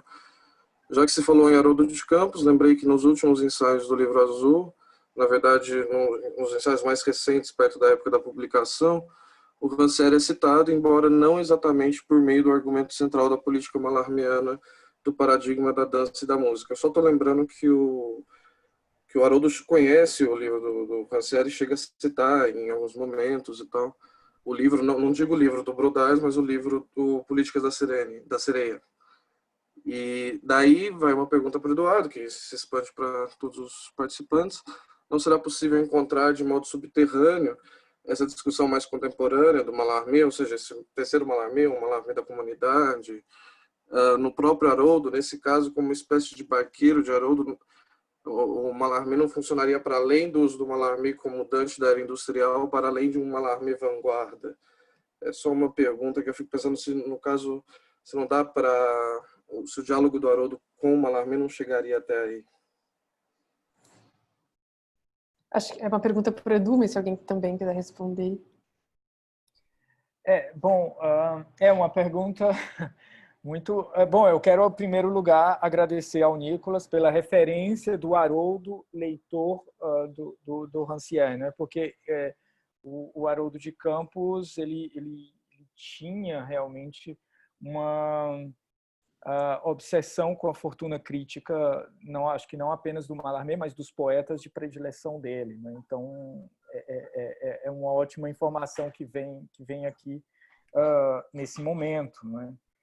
Agora, buscar um terceiro, eu acho que os Mallarmés, eles se reproduzem ao infinito, né? Eu gostaria muito de reforçar essa dimensão da escuta individual que ele buscou ao injetar ar nos versos, porque o Crise de Versos eu também não tinha comentado algo a respeito, mas de certo estaria, pelo menos assim, podemos conversar a respeito também, direcionada a Victor Hugo, né? A Victor Hugo, que pensou que os seus poemas iriam durar todo o século nessa perspectiva do verso alexandrino, etc. E aí ele vai dizer, mas olha, houve o Verlaine, ou seja, antes de Victor Hugo morrer, houve Verlaine. Então, ele vai observando essa dimensão do verso. Ele não, assim, nessa dimensão da crise, ele vai colocar, ou seja, não está abolido a dimensão do verso no Mallarmé, porque o Mallarmé ele foi também um exímio versificador, mas existe algo aí em que ele está dialogando especificamente com esse aspecto do Hugo, né, do Victor Hugo, poeta. Enfim, algo que eu deixo, que de certo modo fica um pouco no ar, mas que está, não é, está colocado pelo próprio Mallarmé. Bom, eu posso passar a pergunta para o Wall e para o André para a gente discutir essa dimensão de um outro Mallarmé, né? De um Mallarmé da comunidade ou de um camarada Mallarmé, que foi também uma outra interpretação, que existe do poeta, né? Sobretudo com essa dimensão dos atentados à bomba, etc. Enfim. Pode ir, André. O Wallace quer falar? Bom, eu achei ótima a pergunta a colocação do Nicolas e tal. Eu responderia que sim, assim, sem hesitação. Quando eu estava situando ali o diálogo da tradução do Álvaro com a tradução do Haroldo, falei da formulação bem ampla do Ciscar sobre a cisma da poesia, de passar para além de uma certa dicotomia entre experimentalismo e experiência, arte-vida e tal. A grande questão é essa, né? Arte-vida ou arte-arte, né? Isso é uma reconstrução de uma polarização. Dentro dessa situação polar, é claro que os próprios autores são maiores do que os movimentos que eles desencadeiam. Então, eu diria de cara que o Galáxias, acho que ele faz isso, já é um para além do Mallarmé lido polarizadamente dentro da vanguarda, tal, né? A gente vai pensar um texto um texto que representa outros textos, mas enfim, que tem a ver com representa essas leituras novas do Mallarmé, o Mechonique, o Henri Mechonique, vai fazer uma leitura pelo ritmo, né, a própria teoria dele, que talvez saia de certa forma do Mallarmé, mas eu coloquei essa questão ali no texto, né, uma frase de efeito do Otávio Paz na introdução ao Arco e a Lira, né, tudo é linguagem, que a gente poderia parafrasear como a linguagem pode ser tudo, né? Então, essa explosão, eu sei que é naufrágio, mas eu tendo a falar como explosão, essa explosão das relações de encarnação, de incorporação do pensamento pelo Mallarmé, ela acho que está estampada nas galáxias no auge desse pós-vanguarda, né? Em que eu gosto de, nas aulas, assim, com os alunos, fazer uma paráfrase do Mechonique. Acho que a gente poderia resumir o Mechonique da seguinte maneira, uma parte do Mechonique.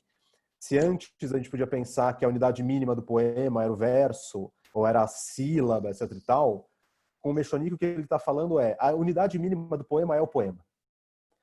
Eu acho que isso, do Anku Dedê até o Galáxias, assim, eu acho que é essa pluriencarnação, né? Um livro transtemporal, um livro que produz materialidades, um livro bricolé, né? Eu acho que eu já tinha feito. Um pouco nessa direção, acabo de receber um comentário que o André Valias enviou. Ele fala, a título de curiosidade, Brecht sobre Stefani. O livreiro Orsoni traz consigo um historiador literário que trabalha sobre Mallarmé. Ele mostra alguns dos poemas famosos que são atacados ou divinizados porque não tem sentido. Claro que tem sentido, embora muito instável. A destruição das coerências usuais resulta em pequenos choques, apenas isso. Um dos erros de Mallarmé consiste em misturar com frequência as palavras, os germes de associação, de modo demasiadamente uniforme no que diz respeito ao concreto e ao abstrato. O seu modo do banal resulta frequentemente em banalidades. Ele continua dependendo que se interprete certas palavras ou grupos de palavras de forma concreta, mas exige então, sem mais nem menos, que o leitor não o faça com outras da mesma estrofe. Achei ótimo para comentar. Continuando, eu acho que assim, a previsão é que a gente siga até às 6. A gente pode dar uns minutinhos a mais depois disso. E eu passo a palavra para o UOL. Começou uma música aqui do lado de fora. Eu estou em Medellín, gente. Sempre tem música aqui na rua. Desculpa se interferir. Sobre isso, sobre que estamos no estudo, acho que o problema da pergunta inicial, o poema contínuo e Mallarmé no século XXI, uma das coisas que eu mais me deparei quando estava fazendo as apresentações aqui na tela, é que eu acho que quem for estudar ou trabalhar a partir do Mallarmé no momento que vivemos e talvez daqui para frente, vai ter que se deparar com um problema que foi se adentrando, eu acho que no próprio trabalho do Protágoras isso já estava, mas que a gente não tem mais a dobra. A dobra física. A gente já não tem mais quando eu falo a dobra, vocês sabem que é a prega central. Uhum. Que era a espécie de abismo a ser transposto. Assim, quando eu acho que o Mallarmé, outra vez falando, ele dispersa as palavras e desmancha a margem, ele também vai deixar muito mais evidenciado o quanto você tem uma página certa tem duas partes. E você vai perder isso quando você vai ver na internet. Quer dizer, se você vê essa forma aqui, que são 3 versos, digamos, aqui a da dobra e esses dois dos versos das linhas inferiores do livro, essa criação de espacialidade que tem aqui, a gente não tem nesse momento, ao menos somente na tela. E claro que vão entrar outras temporalidades, outras possibilidades de interferência, sejam sonoras, audiovisuais, imagéticas, etc. Mas eu acho que uma questão a ser estudada. A outra, que na verdade eu só consegui me preparar para essa sala aqui, porque eu estou numa casa que quase não tem livros, que eu não tenho nem o meu próprio Mallarmé e nada disso. Que muito do arquivo, de vários momentos, seja do próprio Mallarmé, seja dos primeiros interlocutores, seja dos que estudam hoje, ou seja dos poetas que entendem ser seguidores, ou ao menos críticos do trabalho dele, muito disso você encontra na internet, só que é diferente. Assim, eu encontrei dezenas de edições através dos tempos, e é por isso que também me parece que a edição da Gallimard tem vários problemas, que é a edição canônica, né? E, por exemplo, onde fica muito mais claro que o Mallarmé dos futuristas era da casa dos cosmópolis, que os futuristas italianos fizeram seus trabalhos, ainda não estava. Ainda, por exemplo, existiam várias famílias tipográficas no poema do Mallarmé, porque o do Cosmópolis são várias famílias tipográficas. Né? No caso da Gallimard, só tem uma família tipográfica em vários tamanhos, e também itálica, etc. Mas agora o fato de poder ter na Biblioteca Nacional Francesa ou em várias outras bibliotecas do mundo disponibilizado isso, faz com que várias das questões que estavam postas como fechadas sobre o Mallarmé para pesquisadores com acesso à internet em vários lugares do mundo, elas estão de novo colocadas. Então, acho importante isso. Me causa... Isso é um problema para mim na versão. Eu não sei se tiraram isso no final da versão da editora Faleiro, da editora Atelier, mas eu vi que as páginas do poema estão numeradas. Isso para mim foi um choque. Então, para mim é muito complicado no momento que muito já se fez no mundo inteiro. Isso está na internet, assim, muito claramente, vários estudos gráficos, tipográficos sobre... Eu não acho, outra vez falando o que eu falei no começo da fala, não acho que essas decisões tenham que ser pensando, eu quero fazer o que Mallarmé quis. Isso não é possível. Acho que as decisões são sempre assim, eu quero fazer o meu plano de dados. Fiquei me pensando qual foi a decisão do Plínio, com o Álvaro, de colocar essa, que era uma questão muito forte. Para mim, se interfere absolutamente, é um livro super recente. Né? Então, além de quem fala sobre o Mallarmé, quem escreve sobre ele, eu também acho que essas reedições, elas são um lugar mais...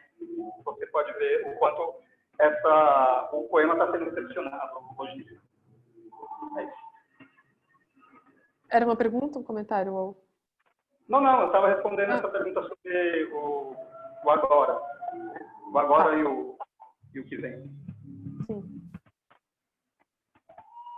Tem uma pergunta aqui, eu acho que serve para os três, porque o Lucas Figueiredo Silveira, ele pergunta pro André, pro Edu, mas eu sei que o Al também estava lendo sobre o Valéry. Então, a pergunta. O Valéry apareceu algumas vezes nas conversas, nas falas do André e do Eduardo. Gostaria de saber mais sobre qual seria o papel que ele ocupa nessa discussão de poesia e contemporaneidade, nessa mesma via de Mallarmé e Brodars.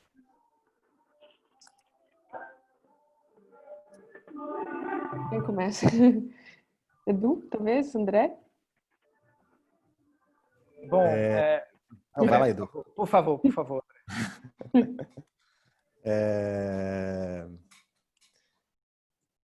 Bom, é uma questão gigantesca, né? Aliás, tem gente muito mais gabaritada para falar sobre isso do que eu.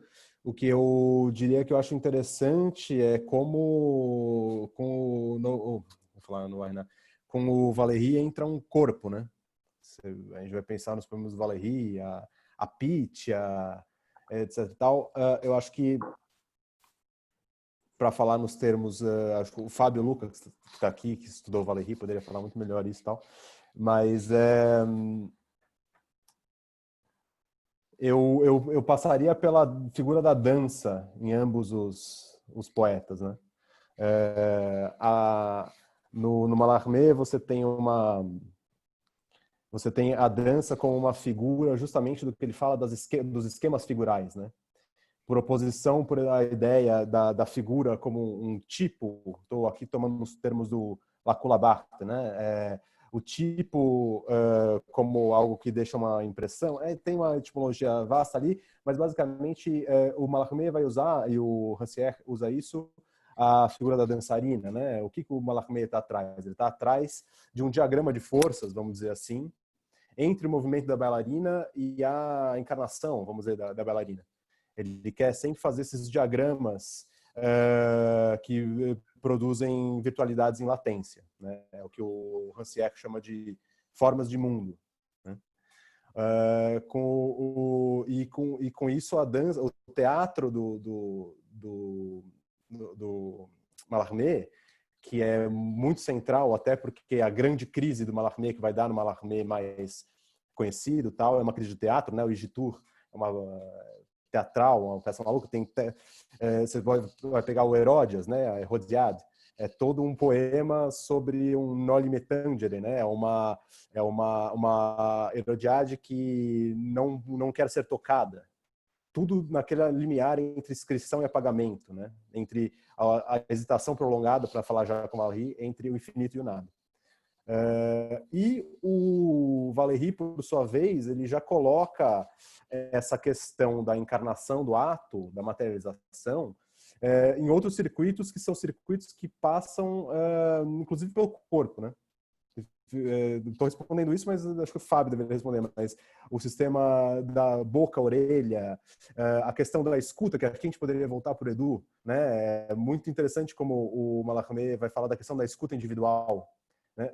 Acho que o Valéry, isso é uma hipótese completamente que eu não estou respondendo do ponto de vista histórico, de como a recepção do Mallarmé foi filtrada, no bom sentido, modulada, vamos dizer, pelo Valéry, mas respondendo de uma tentativa de exercício de pensamento, como o Valéry já está numa fase de encarnação múltipla, mas mais encarnada do que o Mallarmé. Eu acho que isso já aponta para um futuro ali do que a gente pode pensar em ecos contemporâneos do Mallarmé. Tá bom. Obrigada, André. O Fábio levantou a mão. Acho que ele vai se manifestar. Fábio, eu acho que você pode pôr o vídeo também. Fica à vontade para ligar o vídeo. Tudo bem. Estão conseguindo me ouvir bem? Sim. Tá. Eu acho que a resposta do André já foi bastante completa. Acho que eu adicionaria num outro nível, em diálogo agora com o que o Wallace disse, os cadernos do Valéry, né? Que são ainda um pouco conhecidos, né, no Brasil. A gente tem poucas traduções, algumas, uma delas, por exemplo, de alguns pouquíssimos trechos feito pelo Augusto de Campos, né? Serpente de Pensar. Mas assim, de uma maneira, foi quase que um clichê na Fortuna Crítica associar os cadernos do Valéry ao livro do Mallarmé, né? O famoso livro do Mallarmé, onde o Valéry teria tentado nos cadernos. Uma maneira talvez um tanto, como o André lembrou, o Valéry dá uma modulada nessa herança mallarméana, né? O Eduardo Jorge também lembrou de que o Valéry não é o Mallarmé, né? E ainda bem. Mas um aspecto que está acontecendo com os cadernos do Valéry recentemente é justamente o fato de que finalmente os cadernos integrais do Valéry estão sendo disponibilizados na Gálica. Então, os cadernos do Valéry finalmente estão conquistando a ubiquidade.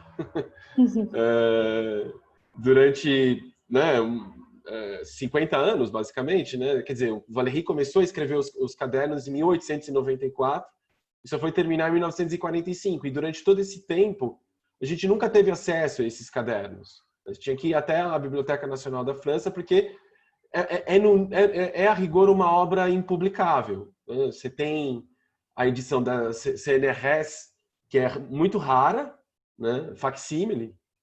Tem na Mário de Andrade, quem quiser um dia se aventurar, a Mário de Andrade e a Biblioteca Nacional do Rio de Janeiro. Até onde eu sei, são as únicas duas edições que existem no Brasil. Você pede, a moça vem com um carro enorme, gigante, porque são 30 volumes de 1000 páginas, né? E mesmo assim o facsímile ainda está todo errado, tem uma série de problemas no facsímile, porque eles foram encaixando as fotos para economizar a página. Então, o desafio editorial dos cadernos nunca foram superados, né? Tem um projeto de edição integral dos cadernos que a Gallimard ficou 40 anos, né? Ou seja, de 1974 até 2014, 40 anos para tentar lançar uma edição integral. Eles conseguiram editar 20 anos dos cadernos. Dos 51 anos de escrita dos cadernos, né? Em 40 anos, eles conseguiram publicar 20 anos da escrita dos cadernos. E agora você tem os manuscritos na internet, né? Enfim, eu acho o Valéry, só para mencionar muito brevemente, né, essa modulação que ele faz da herança malarmaica, eu acho que tem muito a ver com o que o André estava mencionando, né, e menciona na resenha também, né, a respeito dessa relação entre espaço e palavra, né? Me parece que assim uma diferença que a gente pode discutir é que o Mallarmé, pelo menos se a gente, né, se fia na leitura do Rancière, ele projeta esse horizonte, né, de reconciliação, né, mas ao mesmo tempo impede que ele se realize. Quer dizer, o poema é esse lugar paradoxal em que espaço e palavra, signo e coisa já não tem mais essa separação, essas margens e essas dobras, né, de distinção, para falar com o Wallace, né? Então ele projeta esse horizonte de reconciliação, de, sei lá, de um futuro, né? Mas ao mesmo tempo impede, né? O poema é esse ainda não, né? E o Valéry, me parece que ele ficou muito mais preocupado, ele não tem exatamente mais esse horizonte, mas ele vai tentar investigar, ele vai tentar se aprofundar nesses micro acontecimentos, né? E os cadernos são essa aventura, né, de exploração desses micro acontecimentos, algo que o Valéry chamava de números mais sutis, né? Que é o lugar em que ele vai tentar encontrar esse lugar de acoplagem, vai ser, né, de combinações mais refinadas, né, infinitamente mais refinadas entre signo e palavra. Então, eu acho que é a partir isso é uma boa maneira, talvez, de entender como que o Valéry está dentro dessa discussão. Obrigada, Fábio. Acho que foi super complementar. E espero ter respondido, Lucas, essa pergunta. E assim, agora, questão, só pensando um pouco no tempo, eu acho que a gente pode pensar em 5 minutinhos para cada um finalizar, e caberia mais uma pergunta, se alguém quiser fazer, mas a gente pode ir caminhando para o final. Edu. Bom, na verdade eu ia fazer uma pergunta, então vou usar esse espaço para continuar de certa forma essa conversa, e agradecendo também ao Fábio por essa colocação que realmente pontua muito bem a dimensão do Valéry.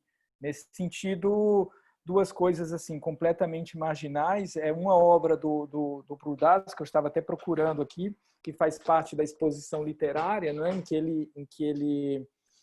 ele faz um jogo com alguns escritores, e aí ele usa o Valéry, e uma outra obra dele é o Monsieur Test de férias, né? Então ele usa um boneco do Monsieur Test e coloca como se fosse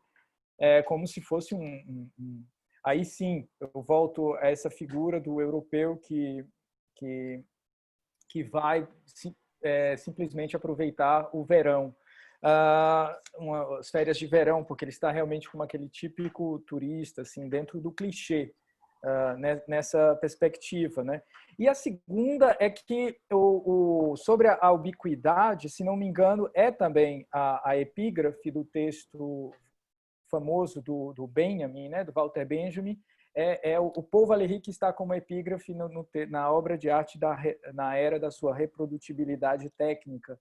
Então, tem algo aí em que o Valéry também vai se incrustando nesses detalhes que eu vou até utilizar o que o Fábio acabou de falar, dessas numerações mais sutis, dessa sutilidade, dessa sutileza que de repente passa a não ocupar o lugar do Mallarmé, mas exercer aí um espaço de diferença, né? E aí, com isso, eu já utilizo também o meu espaço para agradecer essa conversa que realmente está muito boa, e espero que ela continue de outros modos. Acho que é inevitável. Edu, uau! quer falar alguma coisinha? Não, é para dar tchau já? É, bom, tem muitas coisas, Ixi, uau. Acho que, muitas, mas assim, acho que, uau, acho que tá cortando. Deixa eu mandar uma mensagem para ele aqui.